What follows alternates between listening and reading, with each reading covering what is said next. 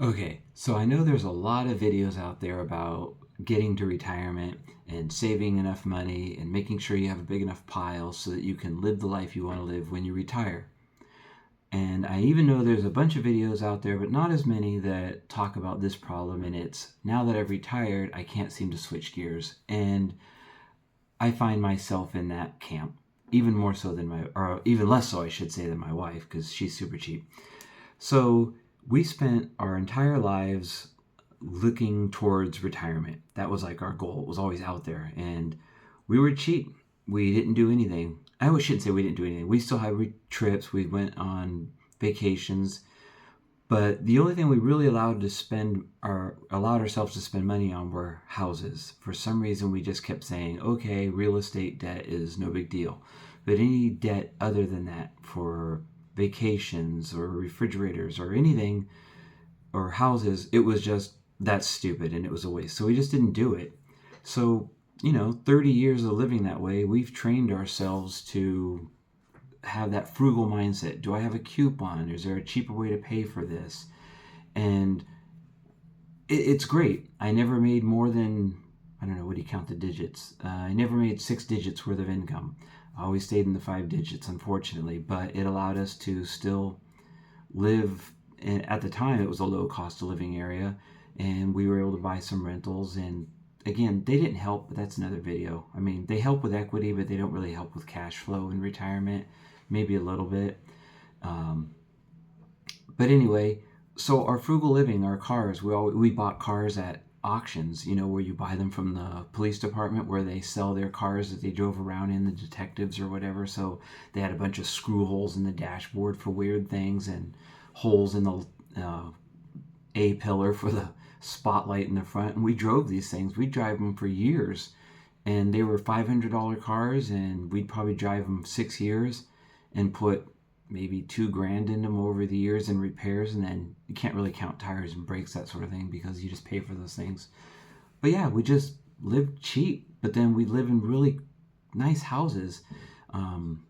We lived in our last house that we lived in just before we moved out, or I should say, until I retired, we lived in it, and then after I retired, we sold it just a couple months afterwards. It was a 3,500 square foot, fairly new house, and it was nice, and it was big, and it was in a nice neighborhood, and my neighbors were all like, business owners and lawyers and doctors, and we drove these $500 cars, and our neighbors were always like, thought we were just kind of off, which I accept that we are off.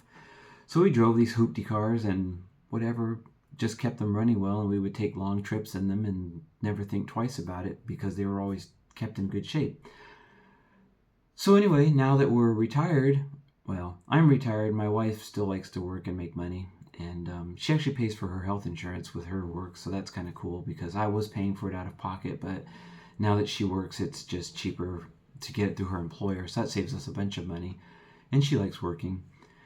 But again, the shift from you worked, you saved a pile, and now you figure, I'm in my 50s, and if I'm honest, I've probably got 25, 30 tops to go.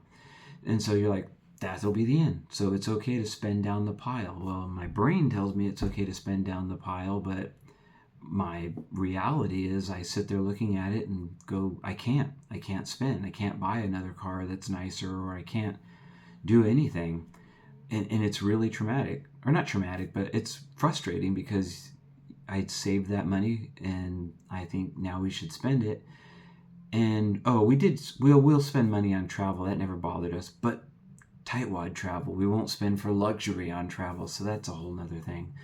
But yeah, so I can say Ramit Sethi, that guy on the internet, he's got a point.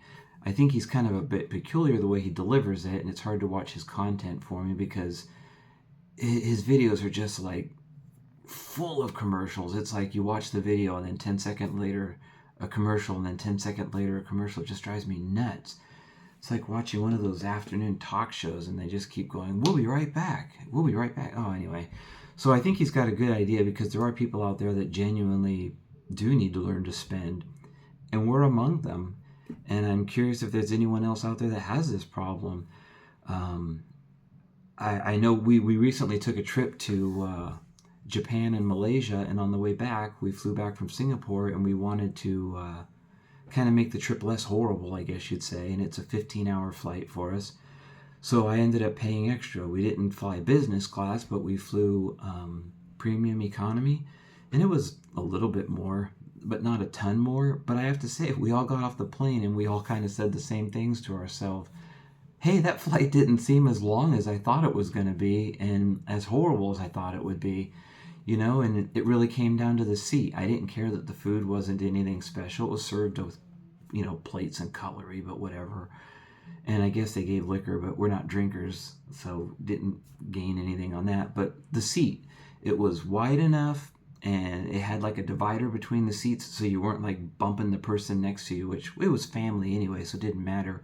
But there was a little ottoman you could kick out, at your feet, and there was plenty of leg room. So, I have to say in that regard, the money was well spent, even though we'd always had that mindset of, oh, just suffer through the night because you'll save and then it'll be happy. But even now, I'm like, I don't care. You asked me what I spent, it's gone.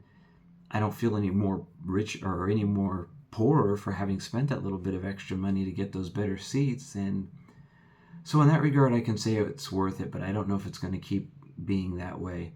So the next project we're looking at doing is our house. So we moved, as I've said in other videos, from low cost of living, or I shouldn't say low cost of living because it's just not that way anymore. We moved from Nevada to California, and everyone says that's nuts. I'm doing my taxes now. I'm probably halfway through it, but I'm still waiting on forms. So far, from what I can tell, it just doesn't look like it's going to be that big of a deal. We're paying through the nose for property taxes, but I like where we live. The weather's fine, and I don't know. Some things are just worth it to me. So I think you just kind of go with the flow on that. But anyway, back to what I was doing. So we bought this old house, and it was well kept, and the front yard's real nice, and the backyard's a place. But the weather here is so nice compared to being where we were in Nevada that we want to go outside more, but it's just a lawn and some trees, and there's no place to be outside. So we're looking at doing this project, and I did this at the big house I told you about that we had previously. And when I did that in 2007, it was a new build, and it was basically I needed a whole yard, and I found a guy that did it for a pretty reasonable deal, and it was pavers, a retaining wall, grass, and some bushes and whatnot. And I think I paid $23,000 for it back then. And so I think, okay, that's probably going to cost 3 times as much now to turn the backyard here into something or some place that I want to go out and sit in the sunshine and feel the breeze from the ocean and love it. And I'm like, good grief, I don't know if I can stomach the cost because I think it's so much money. I was talking to the dude about the driveway, and I don't want pavers necessarily, but we were saying it's just your standard track house neighborhood with like 20-25 foot driveways, 2-car garage. I asked him what's the cost for the driveway if we were to do pavers, and he said it was like $30,000. And I'm like, damn, I just paved a driveway in another house back where we were from, and I paid 17, and it was twice the driveway here, and it was 17,000 for a concrete driveway, and that was a lot. So it's like, wow, is that what a driveway here is going to cost? I don't know. And everyone could say, oh, it's California or this or that, but I'm sorry, the prices I was paying in Nevada, they were California prices because I would compare it. So it was the same. The cars cost the same. The gas was the same price. Everything was the same price short of I guess to me, the property taxes and the income taxes are the dividing factor. As long as you don't live in a fire-prone area of California, my homeowner's insurance is more or less what I was paying in Nevada, and maybe even cheaper because my house is more and my insurance is very similar for a way more expensive valued house. But I guess the cost to build back a 2,000 square foot house is about the same in either state. Anyway, this is a bit of a ramble. The point of this video was we're having an awful time switching gears from being savers to spenders, and there's no reason why we shouldn't be, other than I go, okay, well, if we start spending more, we won't be making as much on the pile, as far as interest, dividends, whatever return gains that you get on it. But again, we're not going to last forever, so it's really tough to switch gears. And I wonder if how many people are out there. I know the news would make you think that everybody in the country's broke, everybody in the country's in debt, and I know a lot of us are. But I know there's people out there that are like me that just lived very modestly, and you got an okay pile to keep you comfortable, and it's probably more than you need. Although I know I could spend through it real quick if I just went crazy on this house. But how do you know how much to spend? 10% of it? 30% of it? I mean, I don't know. I don't know if that Ramit guy can do it either. How could he come up with a number that's okay to spend on your yard?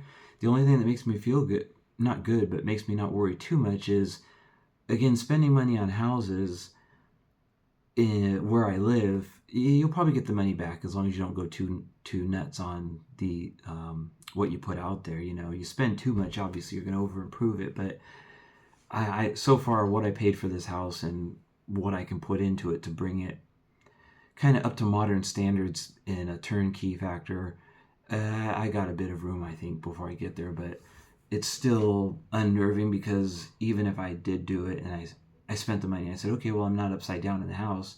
I don't want to move. So that'd be the way to get the money back out, is to move. I don't want to move. And then if I spend so much money and then there's not a whole lot of I refer to it as the pile, but your comfort blanket, whatever you want to call it, your buffer, your cushion, there's less of it.